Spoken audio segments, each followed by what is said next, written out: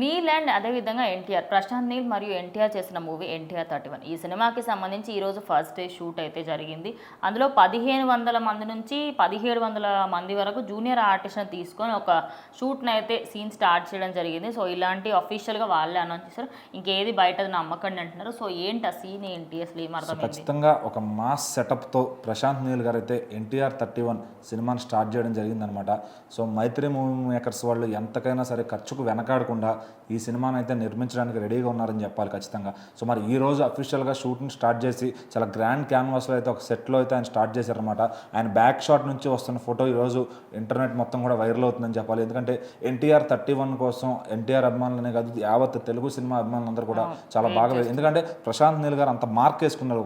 అంటే మన తెలుగు సినిమానే కాదు, పాన్ ఇండియా వైడ్గా ప్రశాంత్ నీల్ గారి సినిమా వస్తుంది అంటే ఈరోజు రాజమౌళి గారి తర్వాత నెంబర్ 2 ఎవరన్నా ఉన్నారు అంటే ఖచ్చితంగా ప్రశాంత్ నీల్ గారి వైపే చూపిస్తున్నారు అందరూ కూడా. సో మరి ఆయన సినిమా ఎప్పుడు వస్తుంది? ఎందుకంటే ఒక సాలిడ్ యాక్షన్ ఎంటర్టైన్మెంట్ని సింపుల్ బడ్జెట్ అండ్ చాలా ఫాస్ట్గా కూడా తీస్తూ సినిమాని చాలా కళ్ళకు కట్టినట్టుగా ఒక మంచి కొత్త వరల్డ్లోకి తీసుకెళ్తున్నారు అనమాట. సో మరి అలాంటి డైరెక్టర్లకి ఖచ్చితంగా భవిష్యత్తు అనేది చాలా ఉంటుంది. సో మరి ఈరోజు ఎన్టీఆర్ గారిని ఏ విధంగా ఎలివేట్ చేస్తారు? సో ఈ సినిమా టైటిల్ కూడా డ్రాగన్ అని ఒక పరిధిలో ఉంది. మరి అది ఎంతవరకు నిజమనేది తెలియదు. మరి ఈ సినిమాలో హీరోయిన్ గారు రుక్మిణి వసంత్ గారిని కూడా ఎంపిక చేసుకున్నారు.